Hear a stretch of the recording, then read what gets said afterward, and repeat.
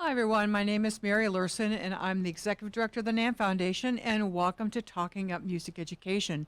We are coming live via Facebook on EnterTalk Radio, and also will be up at the NAMM Foundation Facebook page as well.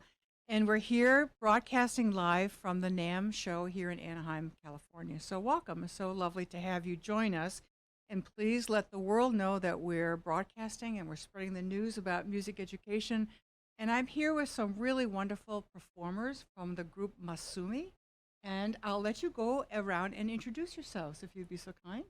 Hi, my name is Masumi, and I'm from Japan. I am Bruno Giusti. I am a guitar player, and I'm from Brazil. Hello, I'm Diego. I'm the drummer. I'm from Mexico.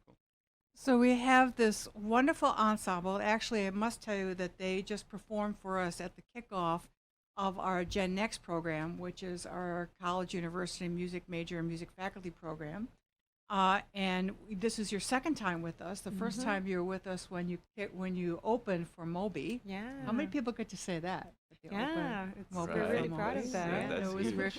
when Moby was with us for our Grand Rally, our Gen Next program in 2015. So it's lovely to have you back. Oh, thank you so And much. after they performed for us, I went up. I went running up like a fan would run up and said, "You guys really have changed your sound. It's really you can tell." So tell us what you've been doing since 2015.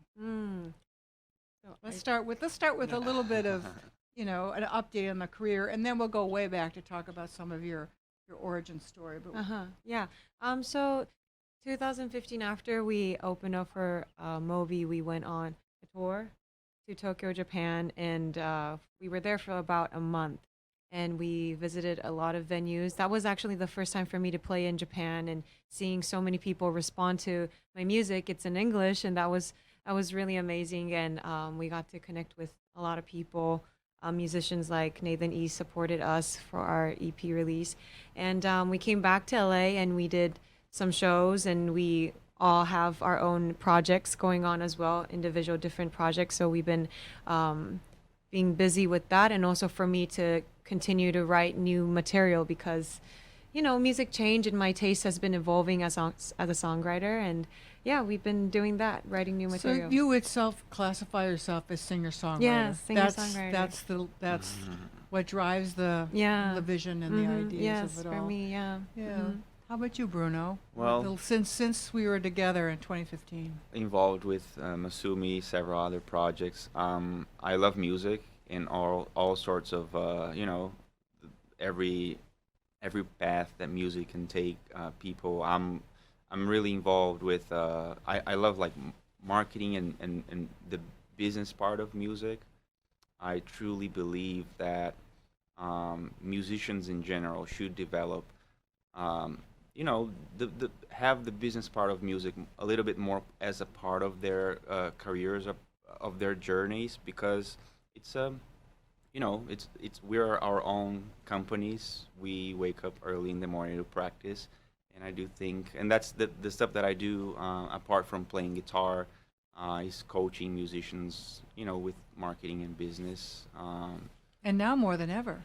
Yeah. Right? I Yeah, mean, yeah, yeah. it is the era of the entrepreneur, Yeah, right? The yeah. musical entrepreneur to go out and create the market for the communications platform, the visibility platform, Exactly. everything that you have to be managing at the same time as you're writing songs and Yeah. tuning guitars and Yeah. getting the right equipment to play. And it's harder and harder for you to, sustain your career. Not harder, but like there's so many possible ways, right? You love writing, you love playing guitar, you love playing drums, and it's hard to kind of sustain a career in music. So I think the business part of it is important to every musician, and always learning, always updating whatever your field is in music. So Well, you're kind of in the right place here at the NAMM show. yeah, Right? I mean, that's the Yeah. spirit of Yeah. everything that drives our NAMM members Yeah.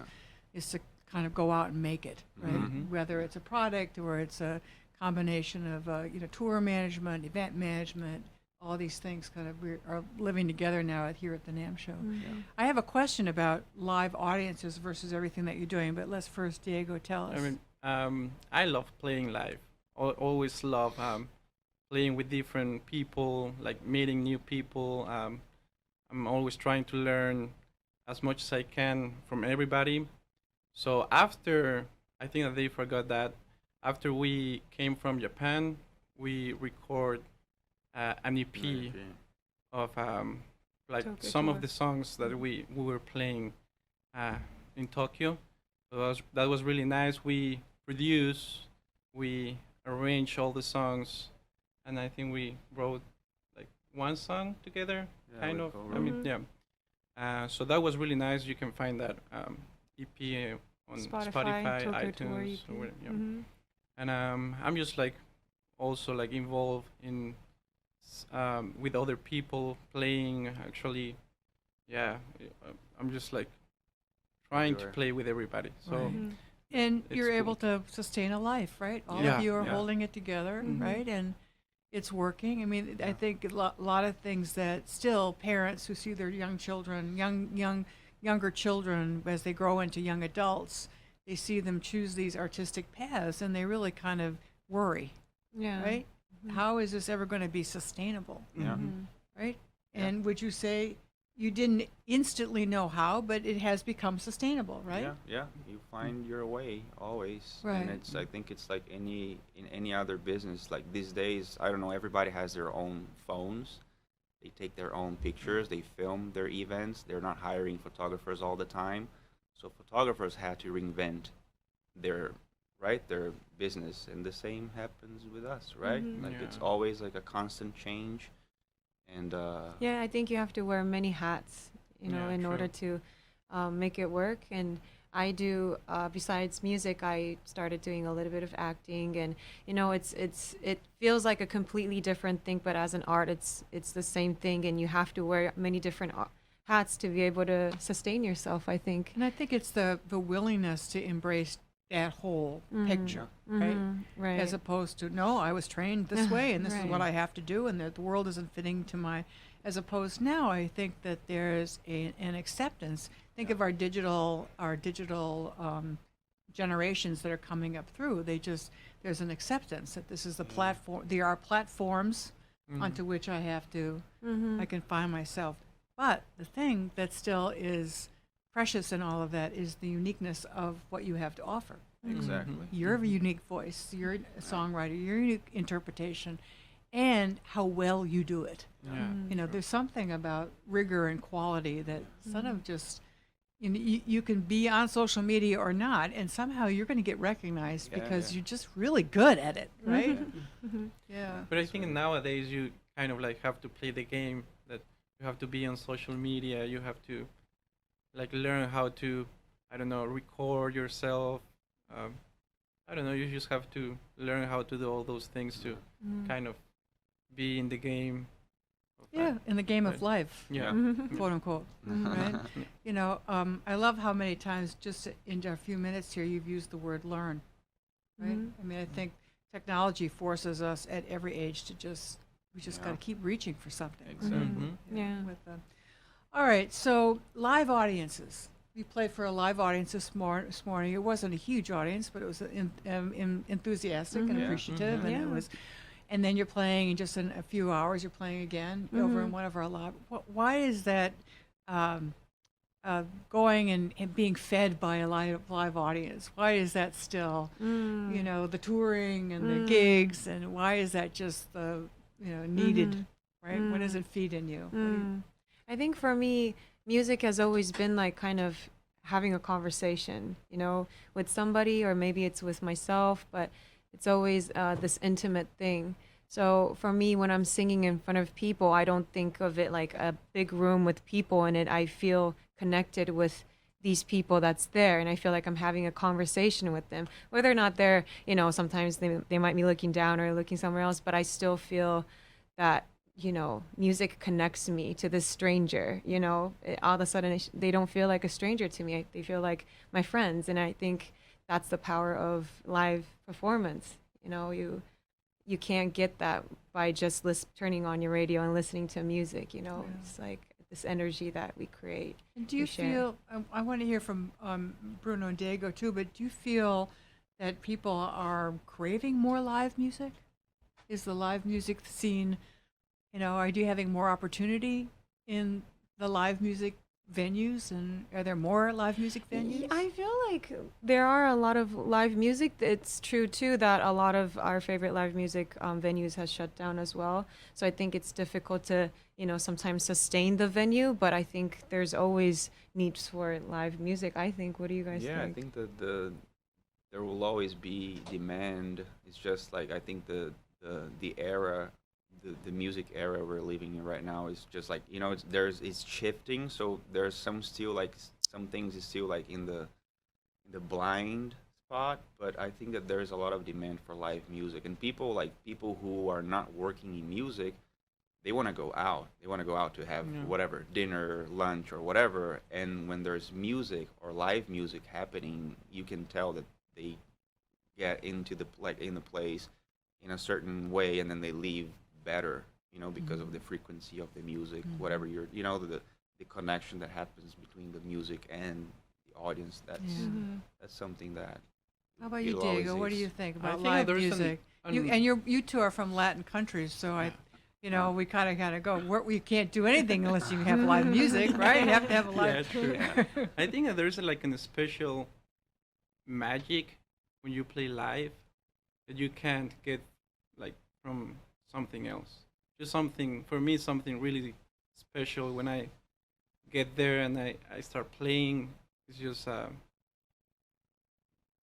me, it's probably like the best like experience that I have so far. Like just go there, even if it's just like a small venue. You go there, you play, and you connect with people without knowing them. Just there's just like magic. That nothing else can.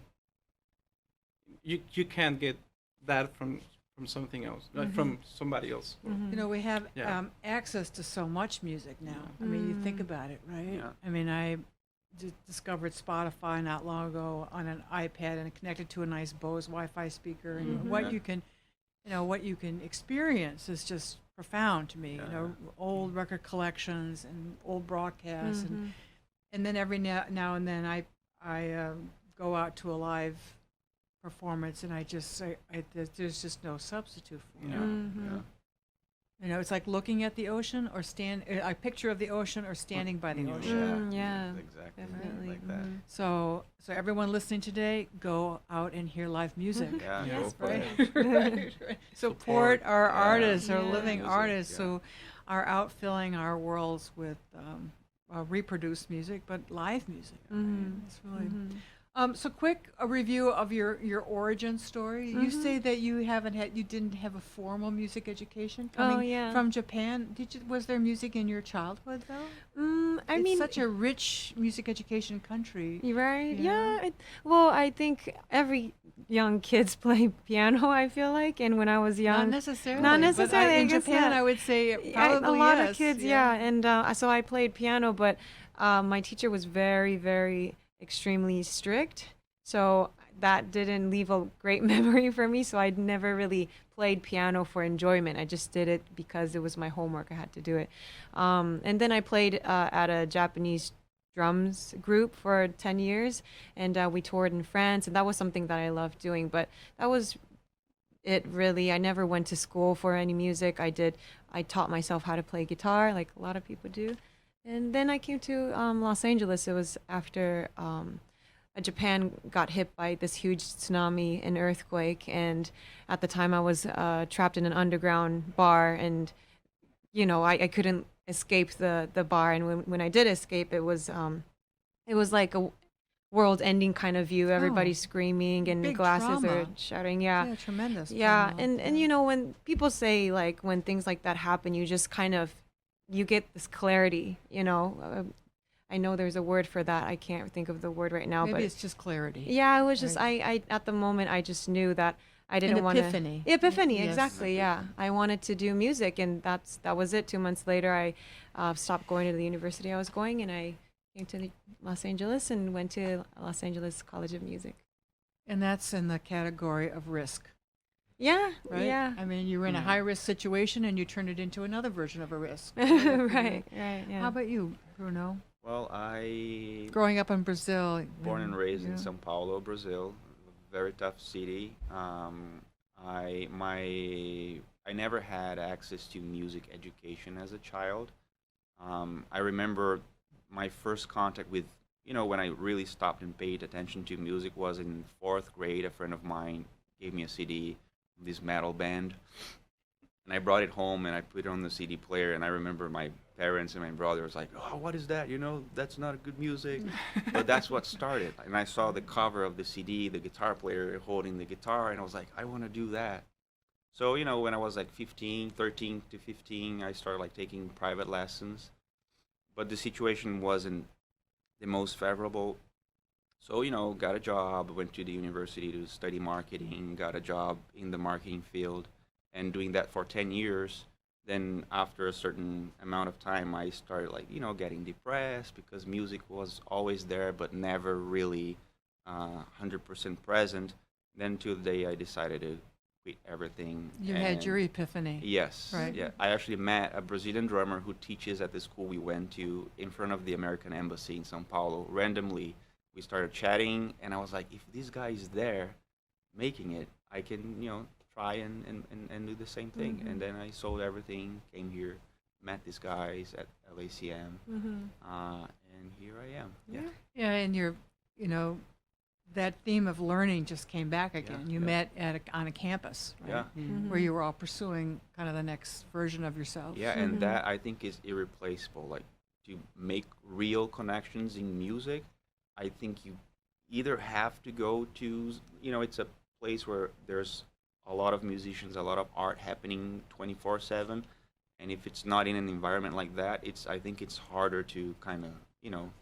really state that you're doing that for. And that's As the essence of the NAMM show, too. Yeah. Why people keep coming back to the NAMM Yeah. show. Mm-hmm. How about you, Diego? Your So I remember that I was journey. always like hitting stuff, whatever, just Oh, you hitting. drummers. Yeah. There you go. And then, Right. so I remember that I asked my parents, hey, could I get a drum set? And they were like, no, that's too loud. You can get a piano if you want, or like a Mhm. guitar. Or I was always like, no, I want a drum set. So they got it for me when I was 15. I was in high school, and so I remember that I was learning how to play by myself. And then I went to this music school to learn how to play jazz. And I graduated from there. And then I moved to Mexico City to study composition. And I don't know, I didn't like something about that school. I say, no, this is not for me. I need something better. So I quit everything too. I was like teaching at that moment, playing live too. I had a bunch of things going on. I quit everything and say I'm just gonna try. So I came here in 2012 or 2013, I think, and I went to Lama. Now it's LACM. Mhm. So that's when I met these guys, and I think that's one of the best, probably one of the best decisions that I made. To came here and just to try, because you never know what's gonna happen. But I'm glad that I did. So It's such a theme of our 21st century, especially for young people that have to follow your passion, Yeah, right? You have purpose. to find a purpose. It's all purpose, It's all right? purpose. It's all purpose all the time now. Yeah, you it know? can't be about the money. It has to Right. be. Yeah. There has to be a purpose. And with purpose, the sustainability follows, Mhm. right? It might mean a roommate, or it might mean Yeah, a yeah. different, but that connects you to community, or Yeah. right? Mm-hmm. So what's next? And then we want to hear a little bit of this magic. What's next for you guys? Last time you left the NAMM show, you went on tour of Japan. Not Yeah, bad. yeah, What's next? What's coming down the pike after this Mhm. NAMM show? So I'm recording my new stuff right now, my new material. It's going to be a little bit different from what I've been playing for a while. I think I'm experimenting new sounds, and I'm growing as a songwriter. So I'm finishing up recording, and then what's coming up for us is we're planning some Japan tour again, some international touring. That's the great thing about being an international band. Like Brazil, Mexico, Japan, we all have friends and family back home that can support us. And So yeah, we're really excited about the travels and more music, more new music, and being known and growing your visibility. yeah, yeah, a lot of the business Right. side of stuff. Right. Yeah. Yeah. Proving your chops and Yeah, right, being great definitely. musicians Yeah. and sharing it with us. So will you share a little bit with us to end the Yes. Yeah, podcast? definitely. What do we need to do? Should I just keep talking while you reset then? Or I think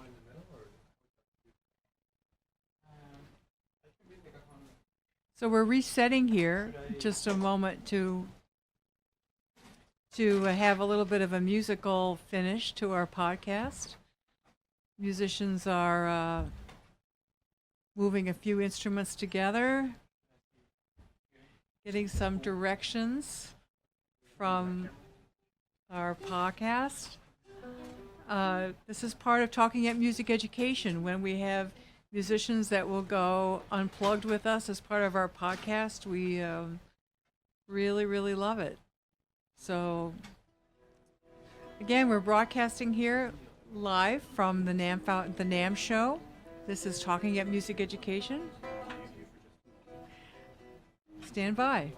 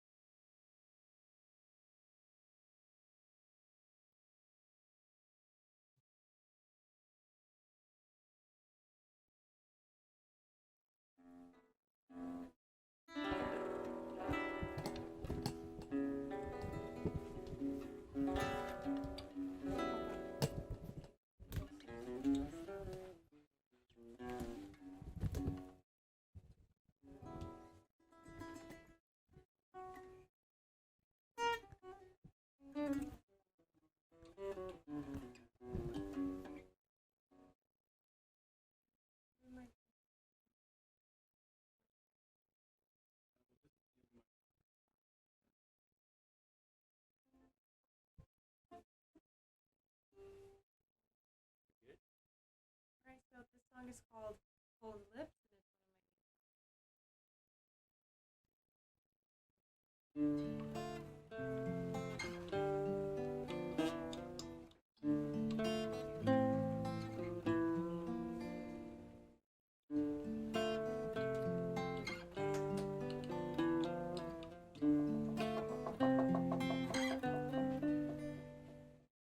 I saw the fire rising up from afar, glowing like a star in the night. Oh, the beauty in a broken heart made of clay left me with a heavy price to pay.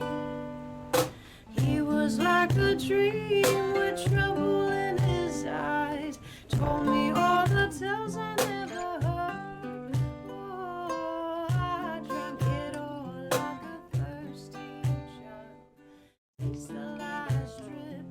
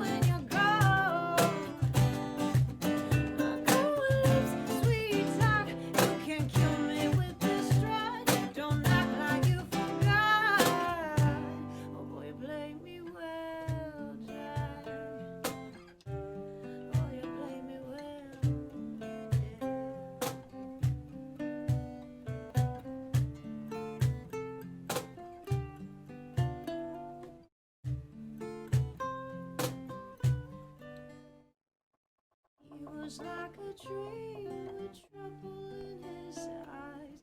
Told me all the tales I never heard.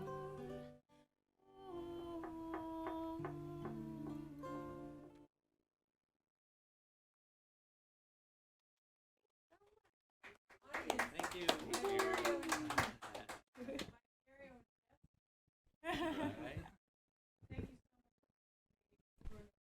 Thank you for having us.